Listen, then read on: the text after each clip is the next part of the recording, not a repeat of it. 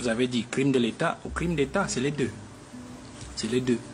Bonjour. Crime d'État, parce que le président se retrouve dans une situation où lui qui est censé tout savoir sait déjà en fait qui en sont les responsables. Et il sait donc à partir de sa position quelle est l'institution la moins corrompue qu'il peut actionner pour pouvoir entamer une enquête qui pourrait lui apporter un complément d'information. J'insiste sur un complément d'information. Parce qu'il en a déjà. Parce que le président avait déjà l'information avant de la confier au CED et à la DGSN. Il avait déjà toute l'information par une autre voie. Par une autre voie. La troisième chose, c'est que il a décidé de confier le fond du dossier, j'insiste sur le fond du dossier, au CED et à la DGSN pour les enquêtes, et il a gardé par-devers lui le dossier de fond. Je reviendrai sur le dossier de fond. Le fond de dossier, donc, c'est quoi? Le fond de dossier, c'est justement cette situation d'assassinat. Et le dossier de fond. Cette situation d'assassinat, justement, qui a mobilisé pratiquement tout le peuple entier sur cette affaire.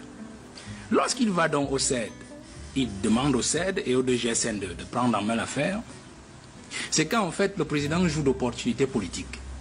Parce qu'en fait, il faut comprendre que si on a parlé des assassinats de plusieurs journalistes et autres personnes bien avant, ce n'est pas forcément Martinez Zogo qui devrait faire beaucoup de bruit, puisqu'en fait le bruit aurait dû être fait depuis 2010, depuis 2008, depuis 1995, depuis 1988, avec Joseph Mbassi, Angel Bemba en 1995, Bibi Ngota, Jules Koumkoum. Pourquoi est-ce que c'est seulement quand c'est Martinez Zogo que ça vient grincer? Donc il y a une opportunité politique, un opportunisme politique que le président saisit. Pour dire quoi? Pour dire qu'en fait, je rentre dans le fond de votre question, je vais garder le dossier de fond de côté. Pour dire que le président de la République a parfaitement compris que c'est la voie par laquelle il doit passer.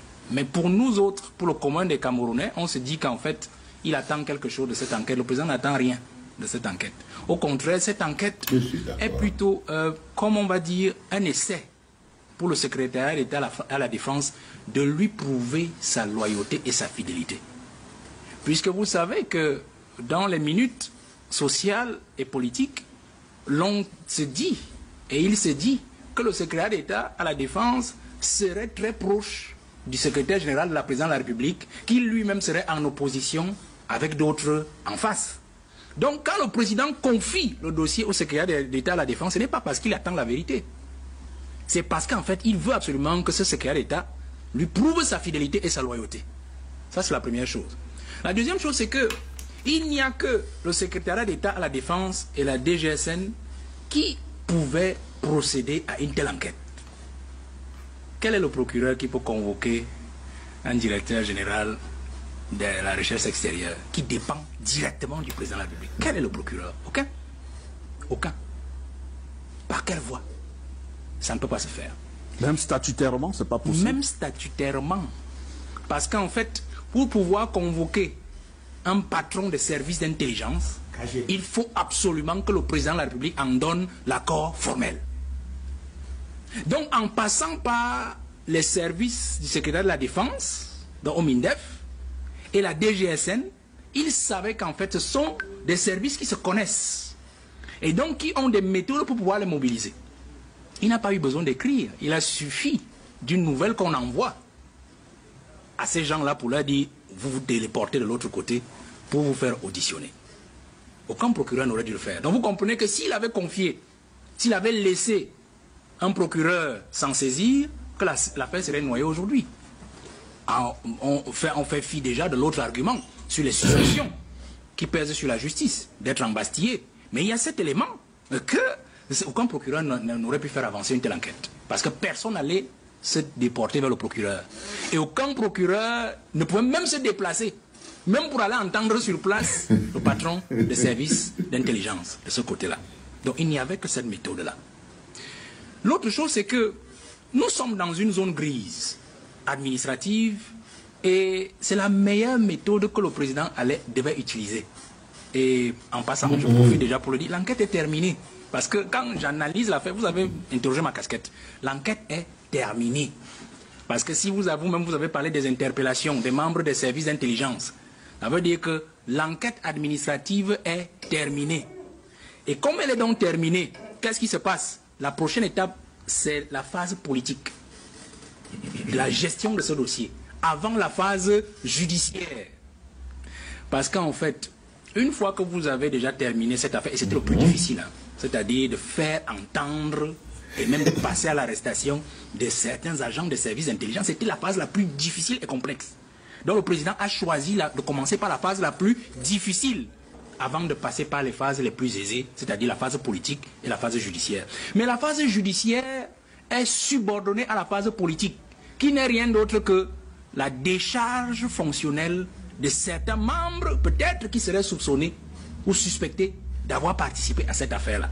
C'est pour ça qu'il dit que l'enquête administrative est terminée. Donc il reste au président de la République de prendre les conséquences politiques et ensuite de laisser la justice dont parlait Maître Assira suivre son cours. Pour sortir et dire que lorsque vous regardez la qualité des personnes qui ont été prises, vous allez vous rendre compte d'une chose, c'est que le président a aussi parfaitement compris que ce crime de Martinez Zogo n'est rien d'autre qu'une percée, un signe vers son insécurité propre à lui. Les services, je sors par là. Le président de la République est couvert par un halo de 5 cercles sécuritaires. Le premier cercle, le plus extérieur, lorsque vous mettez le président au milieu, c'est la défense, c'est-à-dire nos militaires, nos gendarmes. Ils assurent la sécurité du pays à l'extérieur, c'est-à-dire ils regardent vers l'extérieur les ingérences, affaire Bakassi, avec la Guinée, tout ce que vous connaissez. Le deuxième cercle concentrique est celui de la DGSN. La DGSN est de la gendarmerie qui agit sur le plan rural et quelque peu aussi sur le plan urbain avec les brigades territoriales, les brigades de recherche et tout ce que vous pouvez imaginer. Le troisième cercle concentrique est justement celui de nos services d'intelligence, c'est-à-dire DGRE, ST, surveillance du territoire, et les autres, c'est-à-dire qui assurent le renseignement à l'extérieur comme à l'intérieur. C'est-à-dire la surveillance du territoire est beaucoup plus interne, mais elle peut aussi agir extérieurement. La direction de la recherche extérieure agit beaucoup plus à l'extérieur, mais elle peut aussi agit aussi à l'intérieur. Le quatrième cercle concentrique, c'est celui de la garde présidentielle, c'est-à-dire celle qui recouvre en fait le grand halo autour du président de la République, ses services et sa propre personne, de manière générale. C'est pour cela que vous allez voir la garde présidentielle, par exemple, dans tous les palais présidentiels que le président a construit, ici dans la Léki et dans le Nord, ainsi de suite. Et aussi, il garde, comme on dit, garde présidentielle, qui était garde républicaine avant. Le dernier cercle concentrique de la sécurité du président, c'est la direction de la sécurité présidentielle, c'est-à-dire celle qui agit sur la sécurité de l'individu Paul Biya. C'est-à-dire que pour que personne ne puisse jamais mettre la main sur lui. Alors, quand vous regardez dans le dossier, je parle donc du dossier de fond, pourquoi l'affaire Martinez-Zogo est donc une affaire d'État? Quand vous regardez le dossier, vous allez vous rendre compte que si on arrive à mettre la main parce qu'ils ont été impliqués dans cette affaire sur les membres des services d'intelligence, c'est que la pieuvre qui justement a grandi depuis a réussi à percer le halo sécuritaire. C'est-à-dire des agents qui doivent fidélité et loyauté au président de la République. C'est comme si aux États-Unis, vous dites que la CIA est désormais corrompue et entre les mains des caciques ou des brigands. Ça veut dire qu'en fait, le président des États-Unis devient en danger, se met en danger et en danger. Vous comprenez? Donc c'est pour cela que ce n'est plus une affaire même du peuple camerounais. C'est une affaire de Paul Biya lui-même. Donc pour sortir de dire que M. Bouba, le président n'avait plus le choix sur ce plan. Parce qu'en fait, une fois que vous avez pénétré ce halo sécuritaire, c'est-à-dire ils ont percé le halo sécuritaire des 5 cercles concentriques au moins sur les 80%. C'est-à-dire au moins 80% de ces cercles, c'est-à-dire au moins jusqu'au 4e cercle. Ils ont percé. Ça veut dire qu'en fait la dernière étape c'était le dernier cercle. Quand vous avez déjà réussi à corrompre tous ces cercles concentriques autour du président de la République. C'est donc ça qui est dangereux dans ce circuit et qui mobilise justement le président à aller d'abord vers le CED pour employer des moyens forts afin de nettoyer, d'assécher le marais au niveau de ses services d'intelligence afin de voir très clair dedans avant de revenir sur la solution politique et ensuite sur la solution judiciaire. Bonjour les enfants, c'est papa. Bienvenue dans notre le tout premier podcast de la journée, les enfants. Bienvenue dans le 8h de la clinique. Et le 8h de la clinique d'aujourd'hui a déroulé son tapis rouge pour le bonhomme que vous connaissez tous, Monsieur Valère Bessala. C'est un habitué de la clinique, Valère Bessala. Et chaque fois qu'on a une plus-value dans le dossier Martinez, Zogo, Amogo, Belinga, Laurent, Esso, c'est parce que ça commence à s'étoffer, on doit éclairer. Valère Bessala vous dit de manière claire et précise quelque chose qu'on dit tout le temps ici dans la clinique, c'est que s'il y a quelqu'un qui connaît exactement qui est le responsable de l'assassinat de Martinez Zogo, c'est Pomba. C'est-à-dire que si quelqu'un connaît déjà toute la vérité, si quelqu'un en ce moment est en train de placer ses pions tout seul comme il veut, parce que là il fait la manipulation à l'inverse, Pomba connaît déjà exactement qui est responsable, direct, responsable, accompagné de la mort de Martinez Zogo. Et ça, c'est depuis le jour où les hautes instructions sont sorties. Est-ce que vous comprenez même ce qu'on est en train de dire? Ça veut dire qu'en ce moment précis, Pomba est en train de nous balader. Il est maintenant en train de... Nous, le peuple, il nous balade. Et Valère Bessala dit de l'opportunisme politique. Ça veut dire que Pomba a réussi. Je vous ai dit qu'on est dans les primaires chez les crapules. Et Pomba est placé à l'intérieur des primaires chez les crapules. Et tout ce qu'ils veulent, c'est qu'il va s'asseoir sur le fauteuil sardinique. Et il y a un mot que vous entendez toujours venir qui s'appelle la pieuvre. C'est le nom qu'on donne en Congo, là-bas. C'est-à-dire qu'on dit qu'il a réussi à infecter. Dès que vous allez lire, parce que vous lisez ce mot beaucoup, c'est le surnom qu'on a donné en Congo. C'est-à-dire qu'il a réussi à infiltrer tous les systèmes de sécurité. Là, vous voyez par exemple, Valère Bessala dit que autour de Pomba, il y a 5 cercles concentriques. Les 4 cercles sont déjà touchés. Et ça arrive maintenant que c'est le dernier cercle, le renseignement, qui est même déjà attaqué et tout. Parce qu'il parle, et vous le voyez pas, de la pieuvre qui a réussi à infecter, donc qui a fait passer toutes ces tentacules à la police, à la gendarmerie, dans les affaires, dans les... et tout. La personne qu'on appelle la pieuvre, c'est Ngo. Donc vous entendez le mot là partout sur Internet, la pieuvre. C'est même pas par hasard que c'est là. Qu'est-ce que je veux dire? C'est même pas par hasard que c'est là. Donc, c'est un bonhomme qui, dans le cadre des primaires chez les crapules, est très avancé, l'homme qu'on appelle l'homme à la punk. Il est très avancé.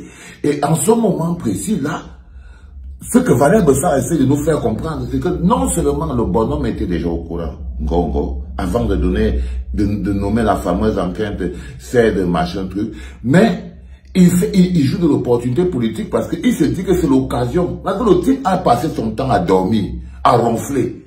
Les petites larves sont devenues de gros anacondas. Les petits serpents sont devenus de gros... Regardez comment on appelle déjà Congo, la pieuvre. Ça veut dire que les gens sont entrés tout petits à la présidence, ils sont devenus des gros monstres. Ils sont devenus de gros monstres avec de gros appétits. Les gros appétits. Les gens se sont enrichis, sont devenus milliardaires. Le type là, il dort. Il ronfle sur place. Résultat des courses, il se rend compte qu'en fait, et je vous avais dit, que Pomba, ce n'est pas quelqu'un qui aime la justice. Ce n'est pas quelqu'un qui bouge pour la soif de justice, qui bouge pour l'empathie. Il n'aime pas le peuple. Il ne vous aime pas. Il n'en a rien à foutre du peuple camerounais. Pour nous, nous, on est le bétail que s'il pouvait manger la vie de tous les Camerounais et rester en vie, Pomba aurait aspiré la vie de tout le peuple. Donc, il n'est jamais quelqu'un qui bouge par soif de justice. Là, si vous le voyez mettre la main sur ce truc, parce qu'il s'est rendu compte que la personne qui est visée, finalement, du début jusqu'à la fin, c'est que les gars veulent déjà se débarrasser de lui. Il a compris que les gars veulent déjà se débarrasser de lui. Tandis que le dictateur, ce n'est que quand son pouvoir est menacé, si tu le vois prendre une autre, c'est que le pouvoir de Pomba est menacé. Les enfants, réveillez-vous. Il est 8 h du matin. Comme ça, quand vous allez ronfler dans vos lits, vous allez entendre qu'un petit sergent s'est réveillé en plein Yaoundé. C'est lui qui fait déjà le show. On a déjà notre appart d'Assimi Goïta là-bas. Si vous ne faites pas attention. Donc, sachez-le, qu'en ce moment précis, il y a quelqu'un qui nous manipule. Maintenant, il va faire maintenant la gestion politique. C'est clair ce que Valère Bessala dit. Non seulement il s'attaque d'abord lui-même, parce que pour arrêter Dominique Eko, pour arrêter Eko, le patron de la DGRE, ça ne doit être qu'un ordre de Pomba.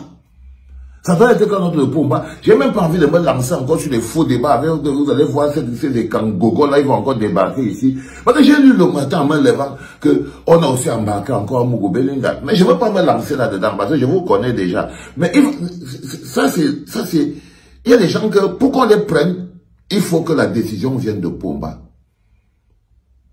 Pour qu'on prenne Eko, patron de la DGR, le patron de la CIA Cameroun, il faut que la décision vienne de Pomba. Pour qu'on table le banquier, celui qui garde l'argent de tout le monde, celui qui a le secret de tout le monde dans son ventre et tout, il faut que Pomba donne l'ordre. Donc, l'opportunité politique de démanteler un réseau qui commençait à lui faire peur, c'est ça que Pomba est en train de prendre. Il est important pour voir comprendre les enfants que nous ne sommes pas dans une histoire où les gens recherchent forcément la justice ou forcément la... Non. C'est un gros bal politique. C'est un moment d'échec politique très compliqué où on pousse les pions, on retire les pions, on sacrifie les pions, on prend d'autres pions. Les mots comme vous entendez que les mots comme la pieuvre, là, ce n'est pas des mots en l'air. Rien n'est en l'air sur ce truc. Je vous ai dit que vous n'avez pas besoin d'aller vous mettre en danger pour avoir les informations. Vous n'avez qu'à vous asseoir et les analyser pour comprendre. Parce que tout est dehors. Tout est dehors, même la vérité. Tout est dehors, même la vérité. Même la vérité. C'est-à-dire que dans le cadre de l'assassinat de Martinez, il y a l'opportunité politique de Pomba de faire son malheur parce que c'est un manipulateur. C'est lui, il veut être encore le seul bénéficiaire, il veut profiter de cette occasion pour se débarrasser des gens qui le dérangeaient un peu. Ça, c'est l'opportunité, ça, c'est ce qu'on appelle l'opportunité politique, donc il fait le malin et tout. Mais comme on vous dit que la pieuvre a envahi tous les services, les gens racontent même que c'est cette fameuse pieuvre-là qui aurait peut-être même fait passer la main par derrière, fini avec Martinez. D'autres disent que Martinez travaillait pour la pieuvre. Donc, ce mot ne fait que revenir de plus en plus. Ce mot ne fait que revenir de plus en plus. Écoutez bien les analyses des uns et des autres. Vous verrez qu'on va toujours s'attarder là-dessus.